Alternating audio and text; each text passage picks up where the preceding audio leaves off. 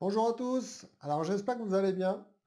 Aujourd'hui, j'ai décidé de vous faire une vidéo concernant les régimes et le sport, parce que lorsqu'on souhaite perdre un petit peu de poids, on a tendance à miser sur les régimes et sur le sport. Donc est-ce que c'est bien, est-ce que c'est pas bien? Je vous explique un petit peu le fonctionnement de tout ça. Donc, on sait au jour d'aujourd'hui que de maigrir sur un court terme, eh bien, c'est quelque chose en fait d'assez simple, hein. On sait qu'à peu près 75% des personnes qui suivent un régime perdent des kilos au début. Donc ça, jusque-là, c'est pas compliqué.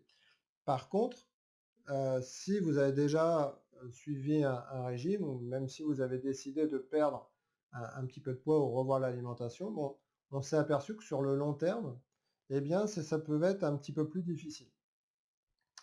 Donc, qui je suis, je vais vous expliquer tout ça. Donc, qui je suis, pour ceux qui ne me connaissent pas, je suis Grégory Richard, je suis expert en approche comportementale de la nutrition et je reçois en cabinet euh, sur Tours, où j'accompagne aussi des personnes en visioconférence en France et à l'étranger.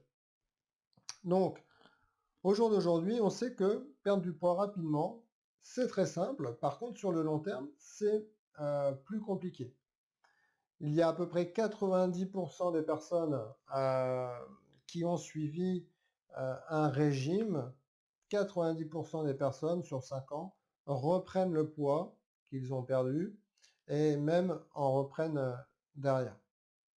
Donc, si on ne prend pas le facteur émotionnel, qui est un point très important durant les accompagnements que je réalise, mais si on ne le prend pas en compte, on s'aperçoit que la surcharge pondérale est due à un excès de calories, un journalier.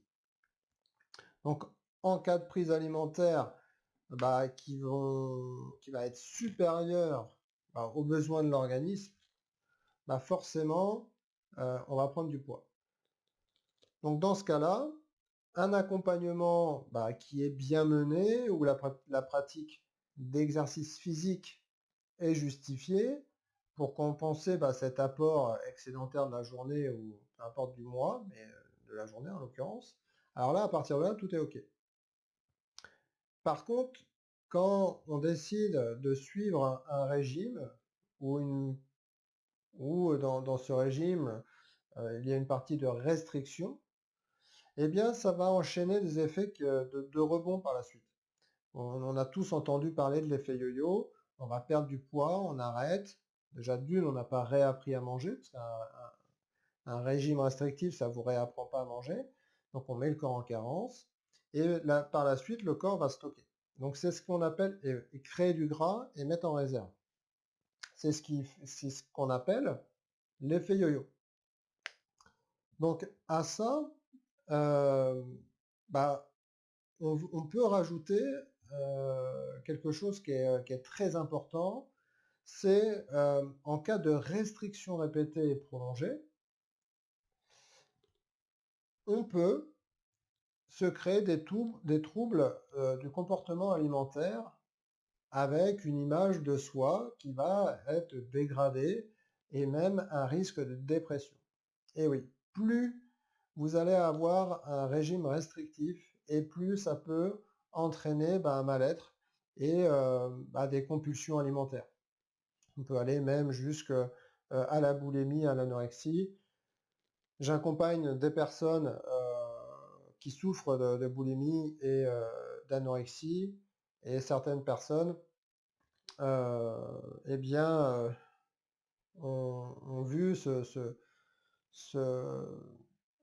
cette maladie, parce que c'est une maladie, à la suite de régimes, parce qu'ils se sont focalisés dessus et ils se sont créés psychologiquement en fait des freins et quelque chose de vraiment pas du tout bon.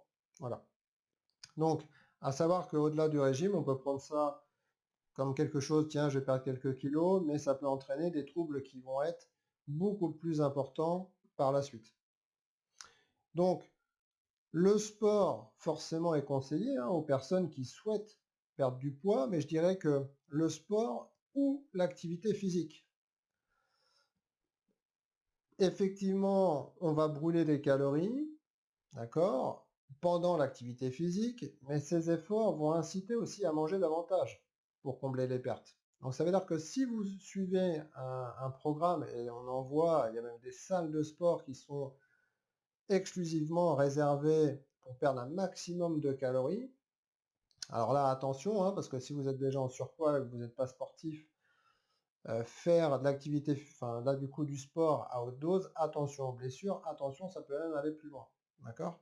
Donc le fait de perdre beaucoup de calories durant l'activité physique, enfin durant le sport, eh bien une personne, alors, si on prend une personne équilibrée qui arrive à le gérer, eh bien elle va augmenter ses apports en fonction de son activité physique. Et puis elle va les diminuer lorsque son activité physique va redescendre. D'accord? C'est ce qu'on appelle le principe de balance énergétique. C'est-à-dire que si on demande à notre organisme de l'énergie supplémentaire, eh bien par la suite on peut recharger, ce qu'on appelle recharger, d'accord, tout ce qu'on a éliminé. Et là, dans ce cas-là, il y a quelque chose qui s'équilibre. Par contre, il ne suffit pas de faire du sport pour perdre du poids. L'importance, comme on a vu tout à l'heure, c'est que si on n'est pas habitué, on va avoir une activité sportive. Et forcément, ça va inciter à manger plus.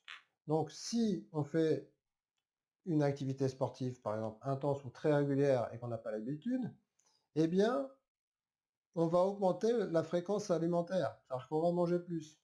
Donc quelque part, ça ne sert pas à grand-chose. Le but, si on veut perdre du poids, c'est d'avoir une activité physique, peut-être pas sportive, mais ce qui va nous permettre de brûler des calories et pas enclencher une sensation de faim qui va être importante pour après manger tout ce qui vient. Donc ça, c'est important et c'est pour ça que durant mes accompagnements, j'incite les personnes à avoir une activité physique, mais pas forcément sportive. Pourtant, le sport reste indiqué pour se débarrasser des kilos émotionnels par d'autres, parce que ça a quand même des bénéfices. Si vous voulez, l'activité physique ou sportive, ça va rehausser l'estime de soi. Il va favoriser les liens aussi sociaux si vous avez une activité en groupe, soit sport collectif ou de la marche en, en petits groupes, donc c'est quand même intéressant. Physiologiquement, eh bien, ça va réguler aussi la tension artérielle. Donc, pour les personnes qui ont la tension, l'activité physique ou sportive, c'est quand même intéressant. Et puis, on va sécréter durant l'activité physique de l'endorphine. Donc l'endorphine, c'est une hormone de bien-être qui agit positivement contre l'humeur de dépression, d'anxiété, de stress et de diverses émotions qu'on peut avoir négatives. Donc à savoir qu'une activité physique d'endurance, voilà, assez douce, est préconisée pour les personnes anxieuses au lieu d'avoir justement une activité qui va être intense. Parce que on va sécréter beaucoup plus de choses avec une activité douce et longue qu'une activité qui va demander nerveusement beaucoup plus. Donc ça, c'est pareil.